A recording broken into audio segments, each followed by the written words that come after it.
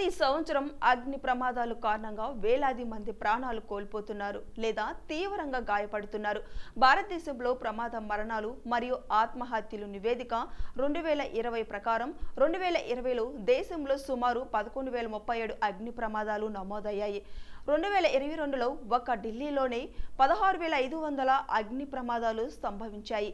82 మరణాలు మరియు తీవ్ర గాయాలకు దారితీసింది. 700 మంది ప్రపంచవ్యాప్తంగా అగ్నిమాపక సిబ్బంది త్యాగం మరియు కృషిని స్మరించుకోవడానికి ప్రతి సంవత్సరం మే 4న అంతర్జాతీయ అగ్నిమాపక దినోత్సవాన్ని జరుపుకుంటారు. ఈ రోజు అగ్నిమాపక భద్రతా చర్యల యొక్క ప్రాముఖ్యతను గుర్తు చేస్తుంది మరియు మనల్ని మన సంఘాలను రక్షించుకోవాల్సిన అవసరాన్ని హైలైట్ చేస్తుంది.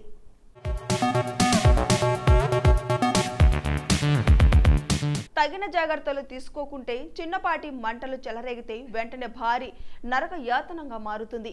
ఎప్పుడు మంటలు చెలరేగవచ్చో అంచనా వేయడం అసాధ్యం. అయితే ఎల్లప్పుడూ సిద్ధంగా ఉండడం మంచిది. విద్యార్థగతం పొగ తాగడం మరియు గ్యాస్ లీకుల నుండి వంట ప్రమాదాలు మరియు కొవ్వొత్తుల వరకు ఏదైనా మంటలు సంభవించవచ్చు. అందువల్ల అగ్నిమాపక భద్రత ప్రణాళికను కలిగి ఉండడం చాలా ముఖ్యం. కాబట్టి ఈ అంతర్జాతీయ అగ్నిమాపక సిబ్బంది దినోత్సవం 2023 అటువంటి ప్రమాదాలు జరగకుండా నిరోధించడానికి ఏం చేయాలో మరింత తెలుసుకుందాం.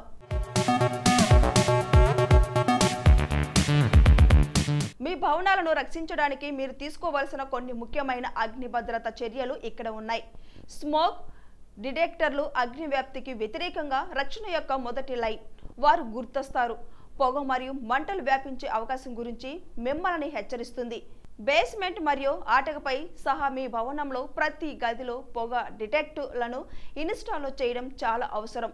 స్మోక్ డిటెక్టర్లను ప్రతి నెల పరీక్షించి 10 ఏళ్లకొకసారి మార్చాలి. చిన్నపాటి మంటలు చెలరేగినప్పుడు అగ్నిమాపక పరికరాలు అవసరం. మంటలు వ్యాపించక ముందే ఆర్పడానికి అవి మీకు సహాయపడతాయి. కిచెన్, లివింగ్ రూమ్ మరియు హాల్ వంటి సులువుగా అందుబాటులో ఉండే ప్రదేశాల్లో మంటలను ఆర్పే యంత్రాలు ఉండడం చాలా అవసరం.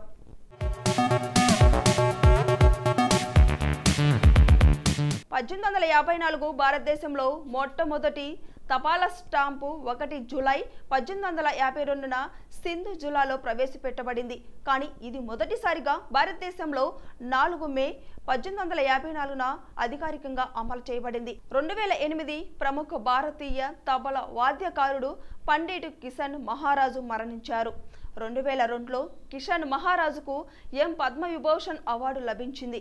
2008 ప్రముఖ తబలా వాద్యకారుడు పండిట్ కిషన్ మహారాజు 4 మే 2008న 84 సంవత్సరాల వయసులో వారణాసిలో మరణించారు. భారతీయ శాస్త్రీయ సంగీతానికి ఆయన చేసిన విలువైన కృషికి ప్రతిష్టాత్మకమైన పద్మశ్రీ మరియు పద్మవిభూషణ్ అవార్డులు అందుకున్నారు. భారతదేశంలో జరిగిన కొన్ని ముఖ్య సంఘటనల గురించి తెలుసుకున్నాం కదా. మరి చరిత్రలో ఏం జరిగిందో మరి దానికి కూడా చూసేద్దాం.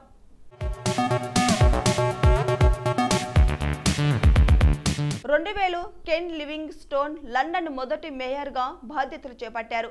2000 ఇండోనేషియాలో బంగై నగరంలో భూకంపం కారణంగా 54 మంది మరణించారు.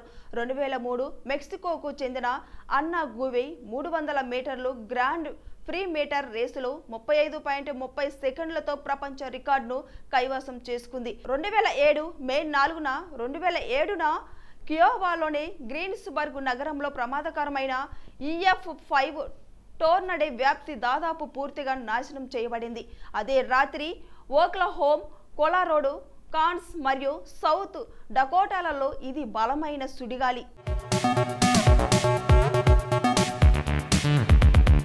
2013 ఆఫ్ఘనిస్తాన్లోని కాందహార్లో జరిగిన బాంబు పేలులో 5 మంది US సైనికులు మరణించారు.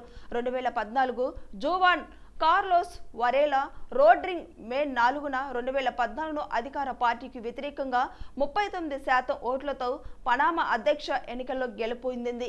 అతను 2009 నుండి 2014 వరకు ఉపాధ్యక్షుడిగా మరియు 2009 నుండి 2011 వరకు విదేశాంగ మంత్రిగా దేశానికి సేవలందించారు. 2014 జోవాన్ కార్లోస్ వరేలా పనామా అధ్యక్షుడిగా ఎన్నికయ్యారు. 2015 స్టూవర్ట్ బింగ్హామ్ 2015 ప్రపంచ స్నూకర్ ఛాంపియన్షిప్ను గెలుచుకున్నాడు.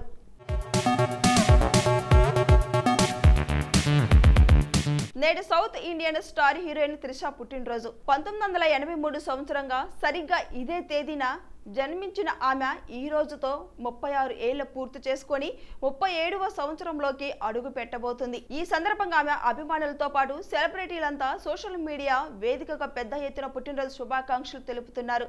మరి త్రిష బర్త్డే సందర్భంగా ఆమె 20 సినీ జర్నీపై ఓ లుక్కేద్దాం. చిన్నతనంలోనే తండ్రిని కోల్పోయిన త్రిష ఆమె తల్లి సహకారంతో మోడలింగ్ రంగంలోకి రాణించింది. ఆ తర్వాత తమిళ సినిమా జోడీతో వెండి తెరపై కాలుమోపి ఎన్నో సినిమాలు నటించి సౌత్ ఇండియన్ స్టార్ హీరోయిన్గా ఎదిగింది. తెలుగులో త్రిష నటించిన ఫస్ట్ మూవీ నీ మనసు నాకు తెలుసు. ఈ సినిమాలో ఆమె నటన ప్రతిభ చూసిన తెలుగు దర్శక నిర్మాతలు ఆమెకు వరుస అవకాశాలు ఇచ్చారు. ప్రభాస్తో నటించిన వర్షం మూవీ ఆమె కెరియర్లో ఒక మైలురాయిగా నిలిచింది. అందం దానికి తగ్గ అభినయంతో ఆకట్టుకోవడంలో త్రిష సక్సెస్ అయింది. తెలుగు తమిళ భాషల్లోనే అందరూ అగ్ర హీరోలు సరసన నటించిన ఘనత త్రిష సొంతం. త్యాగరాజు కర్ణాటక సంగీత త్రిమూర్తుల్లో ఒకరు. త్యాగ బ్రహ్మ అనే పేర్లు కూడా ప్రసిద్ధుడు. నాదోపాసన ద్వారా భగవంతుణ్ణి తెలుసుకోవచ్చని నిరూపించిన వాగ్గేయకారుడు. ఆయన కీర్తనలు శ్రీరామునిపై అతనుకు గల విశేష భక్తిని, వేదాలపై ఉపనిషత్తులపై అతనుకున్న జ్ఞానాన్ని తెలియపరుస్తాయి. ఉపనయనం తర్వాత తండ్రి గారి బోధలు, 18వ ఏట రామకృష్ణానంద పరబ్రహ్మం ఉపదేశం చేసిన రామ షడక్షరి మంత్రం ప్రభావం, తల్లి అలవర్చిన భక్తి గీతాలు బాల్యంలోని బిజంకురాలై త్యాగరాజు స్వామివారిలో మూర్తి భావించాయి. త్యాగరాజు 1967 మే 4వ తేదీన ప్రస్తుతం తమిళనాడు రాష్ట్రంలో ఉన్న తాంజావూర్ జిల్లాకు దగ్గరలో ఉన్న తిరువారూర్ అనే గ్రామంలో జన్మించారు.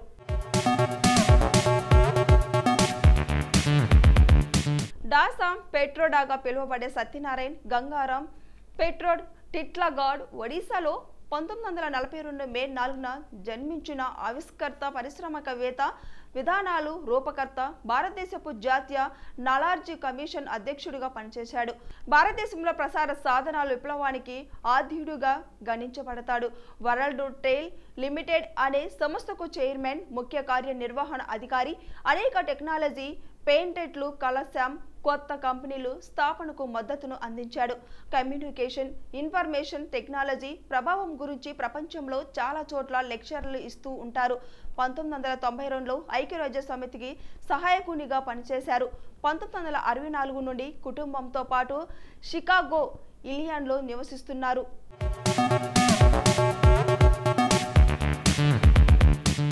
డాక్టర్ దాసరి నారాయణరావు ఒక సినిమా దర్శకుడు, రచయిత, నిర్మాత, రాజకీయ నాయకుడు. అత్యధిక చిత్రాలు దర్శకుడుగా గిన్నిస్ బుక్లోకి రాణించాడు.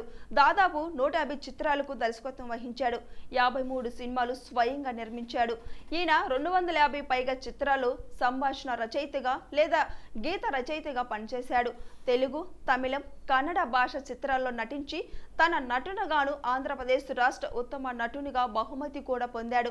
కళాశాలలో చదివే రోజుల్లో BA డిగ్రీతో పట్టభద్రుడు అవడంతో పాటు దాసరి అనేక నాటక పోటీల్లో కూడా పాల్గొనేవాడు.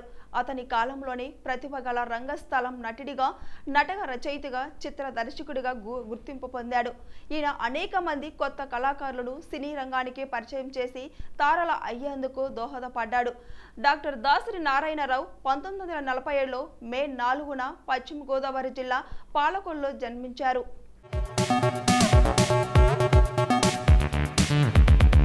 ఊర్మిళ కనిత్కర్ మరాఠీ టెలివిజన్, సినిమా నటి, క్లాసికల్ డాన్సర్. దునియాదారీ, శుభ మంగళ్, సావధాన్, ది సత్యకే కర్తే వంటి మరాఠీ సినిమాలు, మాయక మేరా, సుసూరల్ వంటివి హిందీ టీవీ సీరియల్స్, అసంభవ్, ఉన్న పాస్ గోస్టా, ఏకాకాలించి వంటి మరాఠీ సీరియల్స్లో తన పాత్రలకు ప్రసిద్ధి చెందింది.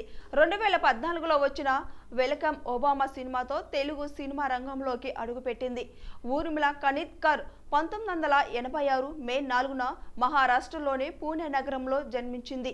2006లో ఊర్మిళ, ఆదినాథ్ కొటారే ఇద్దరు ఒకరినొకరు కలుసుకొని శుభమంగళ్, సావధాన్ అనే మరాఠీ సినిమాలో కలిసి నటించారు. 2011లో వారిద్దరి వివాహం జరిగింది. 2018లో వారికి ఒక పాప పుట్టింది.